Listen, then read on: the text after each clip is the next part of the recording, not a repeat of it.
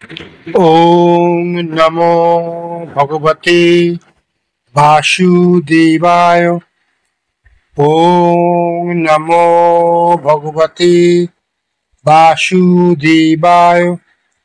ওং নমো ভগবতে বাসুদেবায়। শ্রীমদ্ ভগবদ গীতা অধ্যায় 10 শ্লোক 21।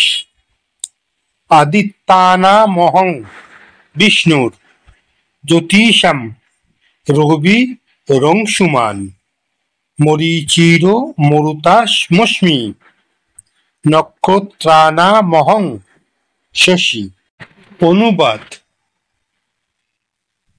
আদিত্যের মধ্যে আমি বিষ্ণু, জ্যোতিষদের মধ্যে আমি কিরণশালী সূর্য, মরুতদের মধ্যে আমি মরীচ এবং নক্ষত্রদের মধ্যে আমি চন্দ্র।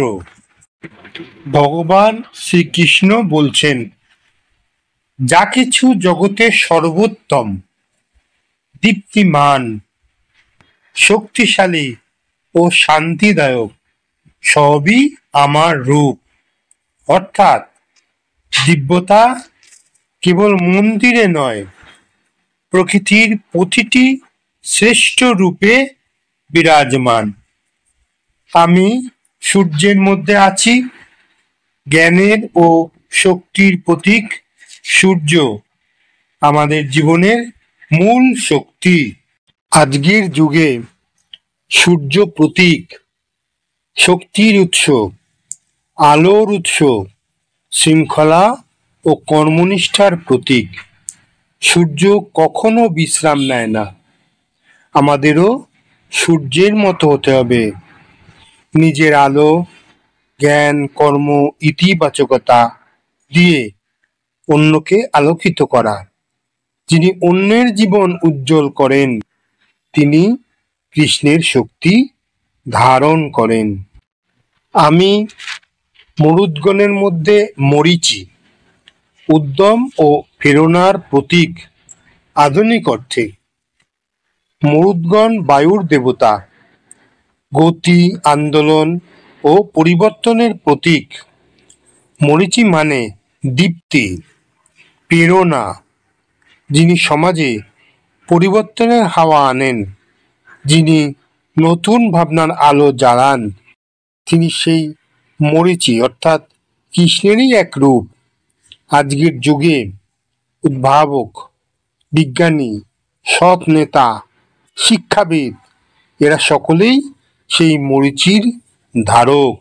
আমি নক্ষত্রদের মধ্যে চাঁদ, শান্তি, শীতলতা ও মমতার প্রতীক। চাঁদ কোমলতা ও মানসিক প্রশান্তির। আজকের যুগে যেখানে সবাই ব্যস্ত, অস্থির, মানসিক চাপগ্রস্ত, যাদের মতোই শান্ত মনই হচ্ছে শ্রীকৃষ্ণের রূপ, যিনি নিজের চারিপাশে শান্তি, সহানুভূতি ও ভালোবাসা ছড়ান। তিনি ভগবানের উপস্থিতি অনুভব করান। যাদের মতো আমাদেরও হওয়া উচিত, নিজে আলোকিত হয়ে অন্যকে শান্তি দেওয়া। সূর্য অর্থাৎ রবি, জ্ঞান ও শক্তি, নিজেকে ও সমাজকে আলোকিত করে। মরীচি, প্রেরণা ও উদ্ভাবন, নতুন ভাবনা ও পরিবর্তন আনে। চাঁদ বা শশী, শান্তি ও কোমলতা, মমতা ও প্রশান্তি ছড়ায়। বিষ্ণু, রক্ষা ও ধারাবাহিকতার ন্যায়, শৃঙ্খলা ও করুণার পথে চলে। এই শ্লোক আমাদের শেখায়, ভগবান কেবল ধর্মীয় আচার নয়, তিনি আমাদের প্রতিদিনের জীবন, চিন্তা, কর্ম, আলো, প্রেরণা ও শান্তির মধ্যেই বিরাজমান। যখন আমরা দীপ্তি, জ্ঞান ও করুণা নিয়ে বাঁচি, তখনই আমরা আধুনিক যুগেও গীতার বাণীকে জীবিত রাখি।